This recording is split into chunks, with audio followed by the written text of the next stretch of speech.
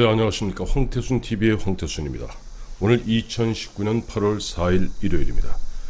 예, 내일 8월 5일 월요일이죠. 8월 5일부터 보름 일정으로 19-2 한미연합훈련이 시작된다고 합니다.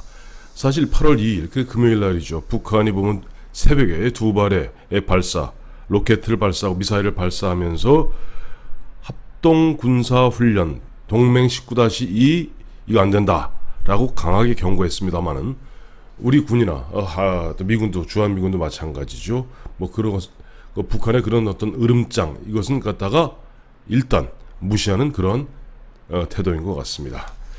사실 근데 이번에 보름 동안 치루어지는 이 CPX죠. 지휘소 훈련은 여러 가지로 의미가 큽니다. 사실 지난 3월 달에는 키 리졸브하고 독수리 훈련에 대체해서 19-1의 동맹 훈련이 있었습니다만은 이번에 8월 5일 내일부터 보름 동안 진행되는 CPX에 보면은 가장 중요한 문제는 보면 전시작전 통제권 전환과 관련돼서 기본 운영 능력을 IOC라고 하는 모양입니다. IOC를 갖다가 검증하는 굉장히 중요한 훈련입니다. 사실 문재인 정부는 노무현 정부 때 2012년까지 전시작전 통제권을 전환해서 우리가 환수하기로 했던 것이 이명박 정부, 박근혜 정부 들어오면서 처음에는 2015년, 그 다음에 또 우리가 능력을 갖출 때까지도 늦추어졌습니다만은 지금 문재인 정부에서는 문재인 정부의 임기 내인 2022년까지 뭐 무슨 수가 있더라도 전시작전권을 갖다가 전환로 환수해 오도록 하겠다 하는 그런 입장인 것 같습니다.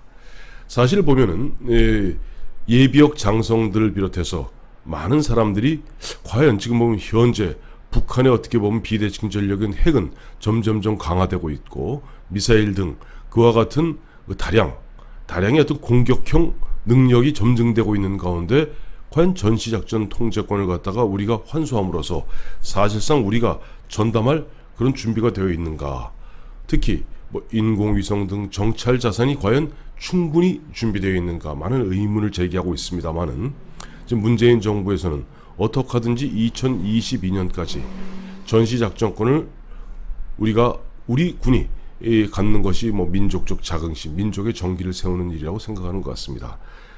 네, 그래서 그런지 모르겠습니다만 이번에 내일부터 진행되는 CPX, 이른바 19- 뭐 정확한 명칭 아직 발표가 안 됐습니다만 19-2 훈련의 사령관 역할을 최병혁 한미연합사 부사령관, 즉 최병혁 대장이 사령관 역할을 맡게 되고요. 이 CPX의 부사령관 역할은 현재 한미연합사 사령관인 에이브럼스 대장이 부사령관 역할을 맡게 됩니다.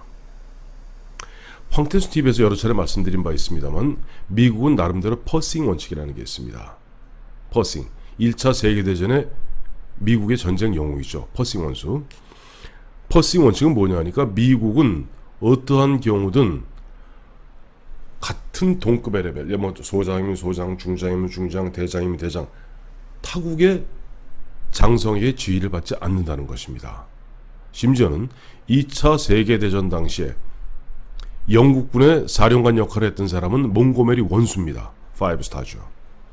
미국의 이른바 이 유럽 파병군 사령관은 아이젠하워 대장입니다. 포스터입니다. 하지만 전체 연합군 총사령관은 누굴까요? 몽고메리가 아닙니다. 포스터인 아이젠하워 대장이 몽고메리 원수를 갖다가 부사령관으로 두고 그야말로 나치 독일을 갖다가 나중에 함락시키게 됩니다. 자, 과연 미국의 퍼싱 원칙이 엄연히 지켜지고 있는 가운데 현재와 같은 한미연합사가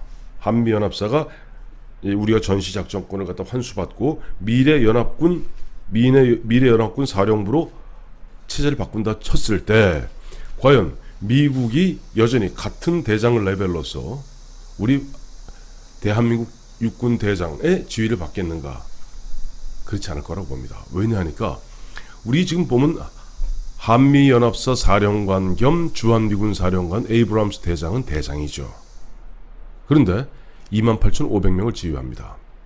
일본의 38,000명의 주일 미군을 지휘하는 장군은 3스타입니다. 중장입니다. 그래서 지금 미국은 우리 한국 정부가 계속 전시작전 통제권 돌려다오 그야말로 노래를 부르고 있는데 어떻게 보면 짐짓 잘 된 겁니다.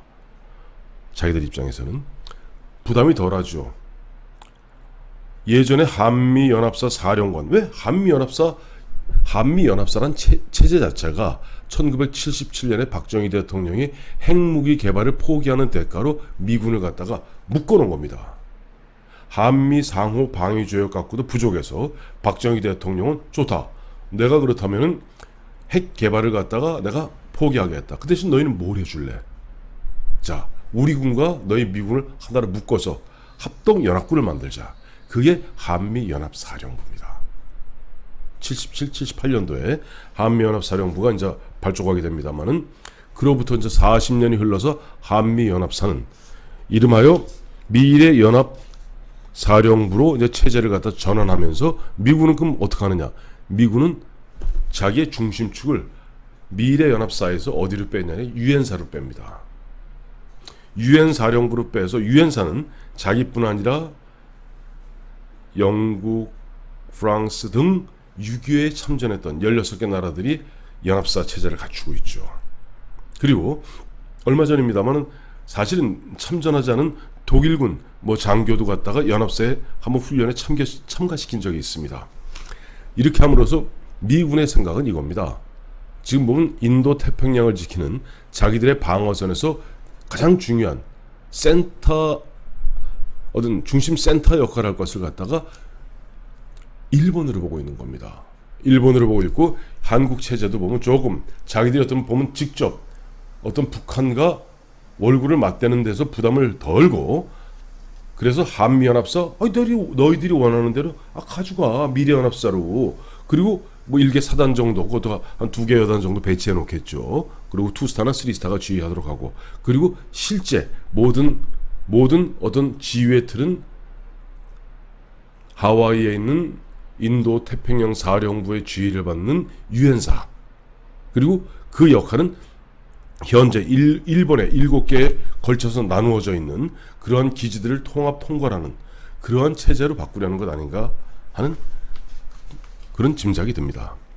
전 그래서 이럴 때 우리가 이렇게 봐야 될 것 같아요. 과연 미군은 어떻게 보면은 짐짓 한국이 어떻게 보면 좀 민족주의, 민족 자긍심, 그 다음에 민족의 자존심 때문에 우리가 직접 우리가 지휘하지 우리 미군 지휘 못 받겠다라고 나온다면은 세계 동맹군 그래 그럼 너희는 그렇게 원하는 대로 해.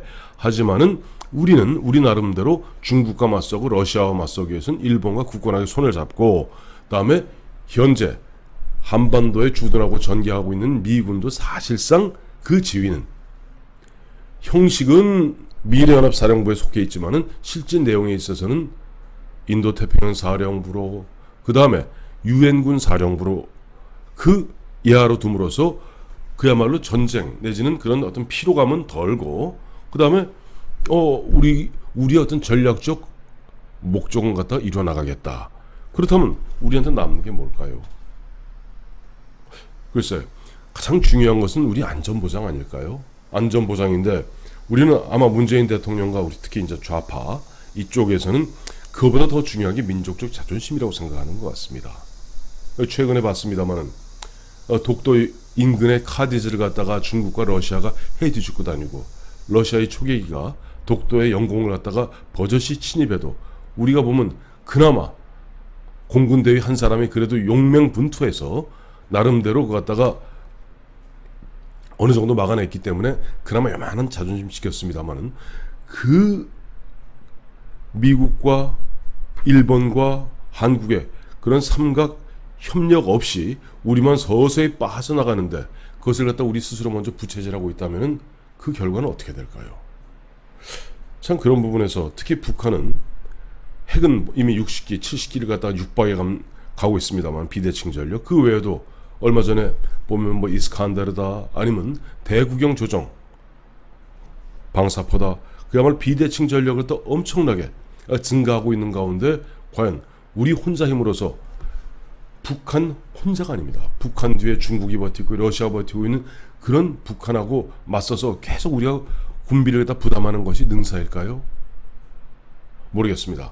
지금 현재 우리 국민적 어떤 자존심 때문에 반드시 전시작전 통제권은 환수해야 된다는 것이 뭐 대세일런지 모르겠습니다만은, 군에서 우리 군을 지휘해왔고 우리 군의 어떤 뭐랄까 속사를 너무나 잘 알고 있는 예비역 장성들 대부분이 전시작전 통제권은 너무 시기상조다. 그리고 시기상조 그걸 넘어서 과연 지금 전 세계 독자적으로 그런 식으로 스스로 모든 방위의 부담을 갖다 지는 나라가 어디 있느냐. 동맹과 연합 체계를 갖다 구성함으로써 하는 것인데, 그것이 미군 대장이 지휘한다고 자존심 상한다? 글쎄 맞나? 하는 그런 질문에 대해서 사실은 지금 문재인 대통령을 비롯한 우리 위정자들도 다시 한번 생각해 봐야 되는 것 아닌가 하는 생각이 듭니다.